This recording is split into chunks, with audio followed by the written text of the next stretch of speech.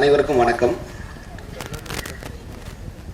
சுசீந்திரன் எனக்கு ஃபோன் பண்ணி ஒரு ஆடியோ ஃபங்க்ஷன் இருக்குன்னாப்புல. உடனே நான் கேட்டேன், எந்த ஆடியோ ஃபங்க்ஷன் கேட்டேன். இல்லை நம்ம படம் தான் பாண்டியன். எப்போ இப்போ தானப்பா ஒரு படத்தை ரிலீஸ் பண்ணீங்க, அதுக்குள்ளே என்னப்பா அடுத்த படம்னு கேட்டேன். ஸோ எனக்கு ரொம்ப ஆச்சரியமாக இருக்குது. இயக்குனர் சுசீந்திரனை பார்க்கும்போது உண்மையிலே எனக்கு ரொம்ப ஆச்சரியமாக இருக்குது. ஏன்னா ஒரு ஒரு பெரிய கதாநாயகனை வச்சு, அதாவது நட்சத்திர அந்தஸ்தில் இருக்கக்கூடிய கதாநாயகர்களை வச்சு படமும் பண்றாப்புல, அதே சமயத்துல புதுமுக நடிகர்களையும் வச்சு படம் பண்றாப்புல. அதாவது கரெக்டா சொல்லணும்னா,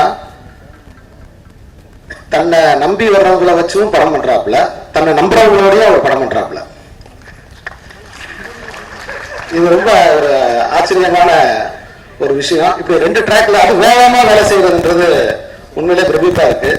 உண்மையிலே சொல்ல போகும்போது நான் அந்த பாடல்களை பார்க்கும்போது எனக்கு, ஏன்னா நான் மதுரைக்காரன், அவ்வளவு அழகா அற்புதமா அந்த சினிமாட்டோகிராஃபருக்கு என்னோட வாழ்த்துக்கள்.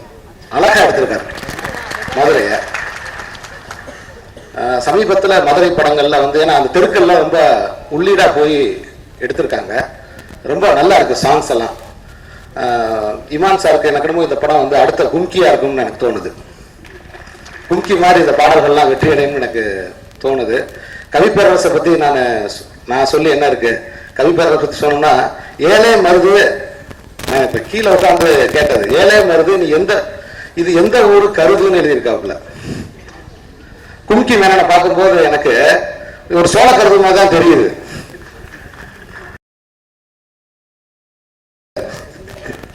ரொம்ப கஷ்டம். ஏழே மருது இது எந்த ஊரு கருதுன்னு எழுதியிருக்காப்புல. அப்புறம் அடுத்த வருது இது மேலமாசி வீதின்னு எழுதியிருக்காப்புல. மேலமாசி வீதியே வந்துச்சுன்ற மாதிரி எழுதியிருக்காப்புல. ஒரு 15 வருஷத்துக்கு முன்னாடி இந்த மேலமாசி வீதி அப்படிங்கிற வார்த்தையை ஒரு தமிழ் சினிமால அவர் எழுதியிருந்தாரு. ஏன்னா மேலமாசி வீதி நான் பிறந்த தெரு, அதனால நான் சொல்றேன். ஏன்னா அந்த 15 வருஷத்துக்கு முன்னாடி எழுதியிருந்தாரு. மேலமாசி வீதியில மாடி வீட்டு மச்சியில ஓரக்கண்ணால் பார்த்தவளே ஒய்யாரி சிங்காரி நீயான்னு எழுதியிருந்தாப்புல. அதுக்கப்புறம் இயக்குனர் சுசீந்திரன் படத்துல அந்த வரி அவர் எழுதியிருக்காப்புல. சோ மதுரை அப்படின்னாலே மேலமாசி வீதி அப்படின்னு ஒன்ன எழுதணும்ன்றது அதான் கவிப்பேரரசு வைரமுத்து.